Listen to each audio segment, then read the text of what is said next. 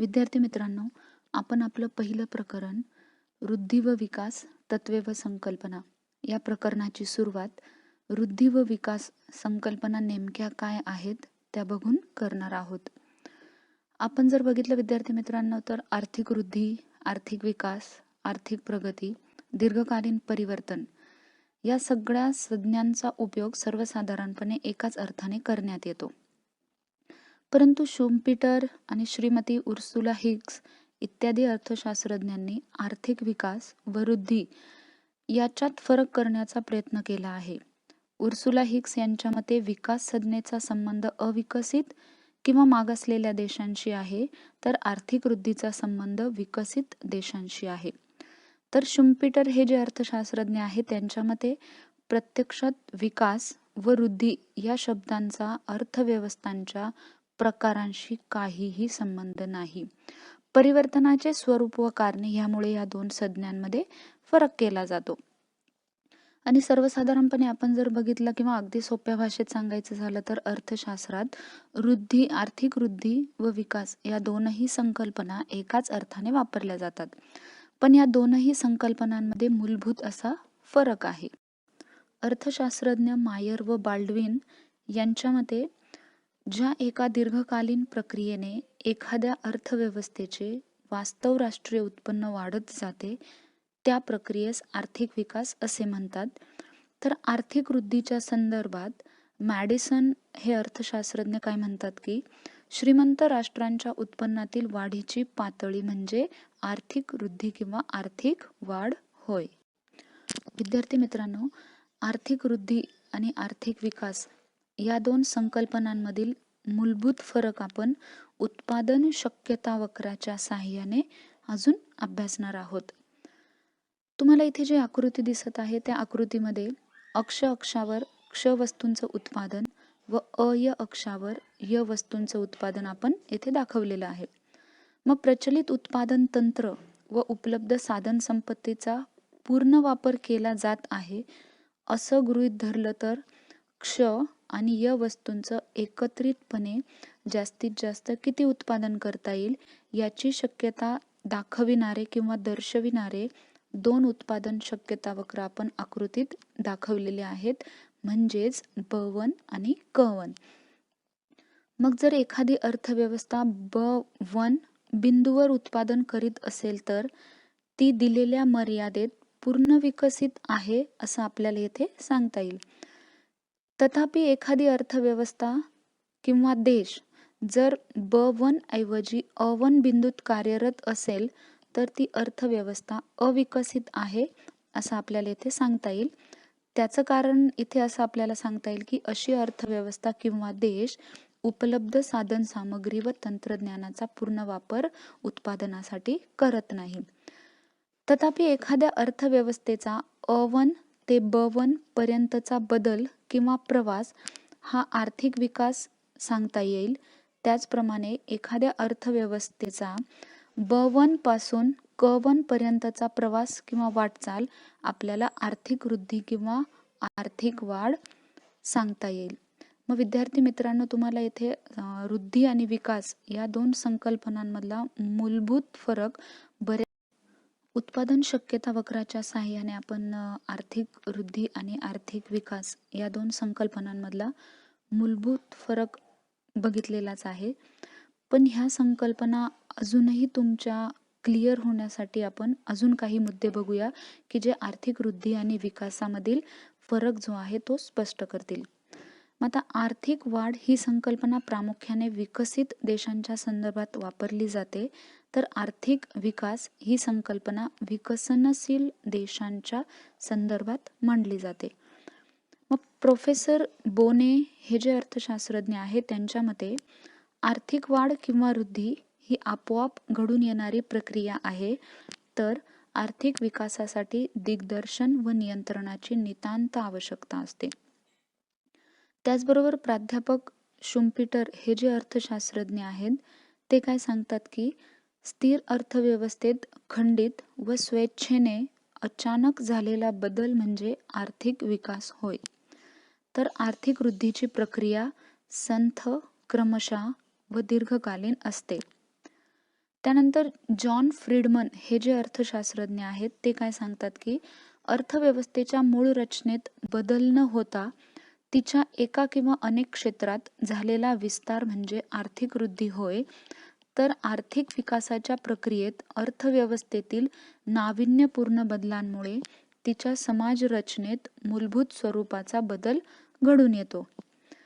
तर प्राध्यापक एलन बेब्री हे काय सांगतात की आर्थिक वृद्धीत देशाच्या उत्पन्नातील वाढ ही त्या देशाच्या लोकसंख्या वाढीपेक्षा जास्त असते. तर या उलट स्थिती आर्थिक विकासाच्या प्रक्रियेत आढळते. म्हणजेच येथे काय सांगता येईल की आर्थिक वाढ व आर्थिक विकास यांच्यामध्ये मूलभूत स्वरूपाचा फरक जरी असला तरी अर्थशास्त्रीय विवेचनात आर्थिक विकासाची संकल्पना ही व्यापक मानली असून त्यात आर्थिक वृद्धी किंवा आर्थिक वाढ आणि ऱ्हास या दोन्ही बाबी समाविष्ट झालेल्या दिसून येतात. विद्यार्थी मित्रांनो, आतापर्यंत तुम्हाला लक्षात आलंच असेल की आर्थिक वृद्धी आणि विकास या दोघांमध्ये नेमका फरक काय आहे. तर आता आपण आर्थिक विकास आणि वृद्धी या दोनही संकल्पना विस्तृत अशा स्वरूपात बघणार आहोत. त्यात आपण पहिली संकल्पना बघणार आहोत आर्थिक विकास. मग आर्थिक विकासाच्या संदर्भात सांगायचं झालं तर आर्थिक विकास ही सतत चालू असणारी प्रक्रिया आहे. शुम्पीटर आर्थिक विकासाच्या बाबतीत काय म्हणतात की आर्थिक विकास ही सतत नसून खंडित असते. म्हणजे ही सतत प्रक्रिया नसून खंडित प्रक्रिया आहे. म्हणजेच काय की अधूनमधून अर्थव्यवस्थेमध्ये शास्त्रीय संशोधनाद्वारे नवीन तत्वांचा शोध लागतो आणि त्याचा समाजाकरिता वापर होण्याची प्रक्रिया होत असते. त्यामुळे विकासाचे नवनवीन स्रोत जे आहेत ते निर्माण होतात आणि त्यांचा पूर्ण परिणाम अर्थव्यवस्थेमध्ये होण्यासाठी काही काळ जाऊ द्यावा लागतो. मग ही क्रिया हळूहळू मंदावते, पण त्याच दरम्यान दुसरा एखादा शोध लागून परत ही प्रक्रिया सुरू होते. अशा प्रकारे विकास चालूच असतो आणि ह्या प्रक्रियेमुळे समाजाच्या सर्व क्षेत्रांमध्ये अनुकूल किंवा पॉझिटिव्ह बदल जे आहे ते घडत असतात. म्हणजेच समाज ह्या शोधांना व त्याद्वारे निर्माण होणाऱ्या साधनांना स्वीकारत असतो. त्या अनुषंगाने आर्थिक सामाजिक संस्थांमध्ये बदल होत राहतो आणि बदलांशी जुळून घेणे हे सतत चालू असते. मग आर्थिक विकासाच्या बाबतीत मायर व बाल्डविन हे जी व्याख्या करतात ती अशी आहे: निरपेक्ष दारिद्र्य रेषेखालील लोकांची संख्या न वाढता तसेच उत्पन्न वितरणातील विषमता अधिक न वाढता ज्या प्रक्रियेमुळे देशाच्या वास्तविक दरडोई उत्पन्नात दीर्घकालीन वाढ घडून येते तिला आर्थिक विकास म्हणता येईल. मग मायर व बाल्डविन यांनी जी व्याख्या केलेली आहे ती सर्वसामान्यता मान्यता पावली आहे. मग ह्या व्याख्येवरून आर्थिक विकासाची काही वैशिष्ट्ये आपल्याला दिसून येतात, ती आपण अगोदर बघूया. त्यात पहिलं असं आहे की आर्थिक विकास ही एक प्रक्रिया आहे. म्हणजेच काय की राष्ट्रीय उत्पन्नातील वाढीला अनेक घटक कारणीभूत असतात, हे आपल्या सगळ्यांना माहीतच आहे. परंतु हे घटक किंवा प्रयत्न म्हणजे आर्थिक विकास नाही, तर विशिष्ट घटकांच्या क्रियांचा परिणाम म्हणजे राष्ट्रीय उत्पन्नातील वाढ होय. म्हणून आर्थिक विकास ही एक प्रक्रिया आहे. दुसरं वैशिष्ट्य असं सांगता येईल की वास्तविक राष्ट्रीय उत्पन्नाचा आधार. मग मौद्रिक उत्पन्नात जे बदल होतात ते जीवनमानाच्या दर्जात किंवा राहणीमानाच्या दर्जात होणाऱ्या बदलांचे दिग्दर्शन करत नाही. त्यामुळे वास्तविक राष्ट्रीय उत्पन्न महत्त्वाचे ठरते. तिसरं वैशिष्ट्य असं सांगता येईल की विकास प्रक्रियेचे दीर्घकालीन सातत्य. मग उत्पन्न वाढीच्या प्रक्रियेचा विचार दीर्घकाळाच्या संदर्भात करावयाचा असतो. विकासाची प्रक्रिया सातत्याने सुरू आहे किंवा नाही हे किमान 25 वर्षामधील प्रवृत्ती पाहून ठरवायचं असतं. मग आर्थिक विकास म्हणजे औद्योगिकरण होय. आर्थिक विकासासंदर्भात व्याख्या करताना प्रोफेसर यंगसन म्हणतात की आर्थिक प्रगती म्हणजे समाजाशी संबंधित आर्थिक उद्देशांना प्राप्त करण्याच्या शक्तींमध्ये वाढ करणे हा आहे. मग थोडक्यात आर्थिक विकासासंदर्भात आपण असं सांगू शकतो अगदी सोप्या भाषेत की ज्यावेळी अर्थव्यवस्थेचा किंवा कोणत्याही देशाचा विकास होत असतो त्यावेळी आर्थिक विकासाबरोबर सामाजिक, आर्थिक व राजकीय संस्थांमध्ये अनुषंगिक परिवर्तन. विद्यार्थी मित्रांनो, आर्थिक विकास या संकल्पनेनंतर आपण आर्थिक वृद्धी ही संकल्पना बघणार आहोत. मग आता आर्थिक विकास, आर्थिक वृद्धी व आर्थिक प्रगती या शब्दांचा वापर सामान्यतः एकाच अर्थाने करण्यात येत असला तरी या दोनही शब्दांमध्ये मूलभूत असा फरक आहे आणि तो फरक काय आहे हे आपण अगोदर बघितलेलं आहे. मग आर्थिक विकासाच्या प्रक्रियेत जे बदल होतात ते गुणात्मक असतात हे आपण अगोदर बघितलेलं आहे आर्थिक विकासाच्या संकल्पनेमध्ये. मात्र वृद्धीच्या काळात होणारे बदल हे मात्रात्मक असतात. म्हणजे कोणत्याही अर्थव्यवस्थेमध्ये ज्यावेळी वृद्धी होत असते त्यावेळी अर्थव्यवस्थेमध्ये जे बदल होतात ते मात्रात्मक असतात. मग विकसनशील किंवा अल्पविकसित देशाचा जर आपण विचार केला तर विकसनशील किंवा अल्पविकसित देशामध्ये उपलब्ध असलेले संसाधने किंवा त्या अर्थव्यवस्थेमध्ये उपलब्ध असलेल्या तंत्रज्ञानाचा स्तर इत्यादी गोष्टींचा विचार केला तर तेथे जलद आर्थिक विकासासाठी गुणात्मक बदल आवश्यक ठरतात. हेच मात्र विकसित देशात हेच घटक आधीच प्रगत असल्याने किंवा त्यांचा वापर पर्याप्त असल्याने मुख्य प्रश्न आर्थिक वाढीशी संबंधित असतो. म्हणून प्रगत देशातील बदल हे प्रामुख्याने मात्रात्मक असतात. मग थोडक्यात काय सांगू शकतो इथे आपण की विकसनशील देशातील प्रगतीची प्रक्रिया म्हणजे विकास, तर विकसित देशांमधील वाढीची प्रक्रिया म्हणजे वृद्धी होय.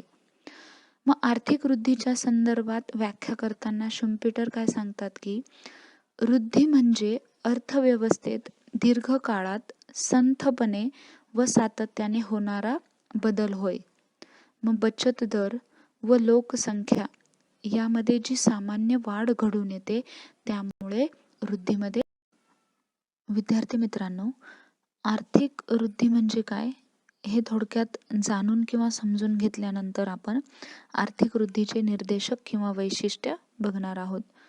मग प्रोफेसर कुझनेट हे जे अर्थशास्त्रज्ञ आहेत यांनी आर्थिक वृद्धीचे एकूण 6 वैशिष्ट्य किंवा निर्देशक सांगितलेले आहेत ते आपण बघूयात. त्यात नंबर 1 लोकसंख्या व दरडोई उत्पन्न यांची जलद वाढ. मग लोकसंख्या व दरडोई उत्पन्न यात वेगाने वाढ होते हे एक वृद्धीचं महत्त्वाचं वैशिष्ट्य किंवा निर्देशक आहे. मग वृद्धीच्या कालखंडात लोकसंख्या वाढीचा वेग, उत्पादन वाढीचा वेग व दरडोई उत्पादन वाढीचा वेग सुद्धा जास्त असतो. दुसरं वैशिष्ट्य आपल्याला किंवा निर्देशक आपल्याला इथे सांगता येईल उत्पादकतेत होणारी वाढ. मग उत्पन्न दरात होणारी वाढ हे आधुनिक वृद्धीचे एक महत्त्वाचं वैशिष्ट्य आहे. दरडोई उत्पादन दरातील वृद्धी ही प्रामुख्याने आदानात होणाऱ्या बदलांमुळे किंवा सुधारणांमुळे होत असते. मग राष्ट्रीय उत्पन्नात होणाऱ्या वृद्धीचे कारण लोकसंख्येत मोठ्या प्रमाणात होणारी वाढ होय. लोकसंख्या वाढीमुळे काय होतं की श्रमाच्या पुरवठ्यात वाढ होत असते आणि राष्ट्रीय उत्पादनात वृद्धी झाल्या कारणाने पुढे जाऊन भांडवल संचयातही वृद्धी होत असते आणि त्याचा परिणाम मग पुनरुत्पादक भांडवलात वृद्धी होत असते आणि हे एक वृद्धीचं वैशिष्ट्य आहे. त्यानंतर तिसरा आपल्याला पॉईंट सांगता येईल संरचनात्मक रूपांतरणाचा उच्च दर. मग इथे आपल्याला संरचनात्मक रूपांतरणाचा उच्च दर म्हणजे काय सांगता येईल की आधुनिक आर्थिक वृद्धीच्या संरचनात्मक रूपांतरणात कृषी कार्यातून अकृषी कार्यात तसेच उद्योगातून सेवा कार्यात होणारे स्थानांतरण, उत्पादन एककाच्या मापातील परिवर्तन तसेच वैयक्तिक उद्यमातून आर्थिक पेढ्यांच्या निर्वैयक्तिक संघटनात होणारे स्थानांतरण आणि त्यामुळे व्यावसायिक स्थितीत होणारे परिवर्तन यांचा समावेश होत असतो. त्यानंतर चौथा आपल्याला पॉईंट सांगता येईल शहरीकरण किंवा ज्याला आपण नागरीकरण असे म्हणत असतो. आधुनिक वृद्धीचं आणखी हे एक वैशिष्ट्य आपल्याला सांगता येईल आणि ते म्हणजे विकसित देशातील लोकसंख्येचे वाढते प्रमाण हे ग्रामीण भागापेक्षा शहरी भागात जास्त असते आणि यालाच शहरीकरण असं म्हटलं जातं. मग शहरीकरण प्रामुख्याने औद्योगिकीकरणाचा परिणाम आहे असं आपण म्हणू शकतो. मग औद्योगिक क्षेत्रात मोठ्या प्रमाणात होणाऱ्या फायद्यांमुळे लोकसंख्येचे जास्त प्रमाण ग्रामीण क्षेत्रातून शहरी क्षेत्रात जाते आणि त्यामुळे वाहतूक, दळणवळण, यांत्रिक व तांत्रिक सुधारणा ह्या झालेल्या प्रचंड प्रगतीचा लोकसंख्येच्या वर्गीकरणावर व त्यांच्या जीवनमानावर फार मोठा प्रभाव पडताना आपल्याला दिसतो. त्यानंतर पाचवा आपल्याला निर्देशक किंवा वैशिष्ट्य सांगता येईल प्रभाव क्षेत्रातील वृद्धी. मग विकसित देशाचा प्रभाव इतर देशांमध्ये वाढत जातो हे आपण सगळेच जाणतो व त्यामुळे वृद्धीला चालना मिळू शकते किंवा वृद्धीला चालना मिळते.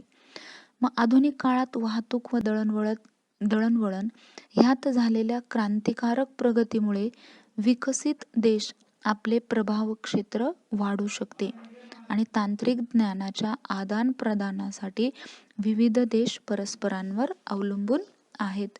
त्यामुळे प्रभाव क्षेत्राची वाढ होत आहे. शेवटचं आपलं वैशिष्ट्य सांगता येईल श्रमिक, वस्तू व भांडवल यांचे आंतरराष्ट्रीय प्रभाव. प्रोफेसर कुझनेट इथे काय सांगताय आपल्याला की विकसित देशांमधून वरील 3 घटकांचे स्थानांतरण वेगाने झाले आहे. तसेच ह्या विकसित देशांमधील प्रगत असलेल्या उत्पादन तंत्रामुळे व वाहतूक दळणवळण साधनांमधील प्रगतीमुळे विकसित वस्तूंचा ओघ इतर देशांकडे सुरू होतो. मग आंतरराष्ट्रीय व्यापारात आश्चर्यकारक वाढ घडून आली आहे. मग विकसित देशातील भांडवल इतर देशांकडे मोठ्या प्रमाणात निर्यात होत आहे. मग वृद्धीचे आपण हे जे 6 वैशिष्ट्य किंवा निर्देशक बघितलेले आहेत यातील पहिले 4 घटक जे आहेत ते अतिशय महत्त्वपूर्ण आहे. मग उत्पादकतेत होणारी एकसारखी वाढ, जलद रचनात्मक बदल, शहरीकरण व दरडोई उत्पादनात होत असलेली वाढ यांच्या सहाय्याने आर्थिक वृद्धी जी आहे ती अधिक स्पष्ट होताना आपल्याला दिसते.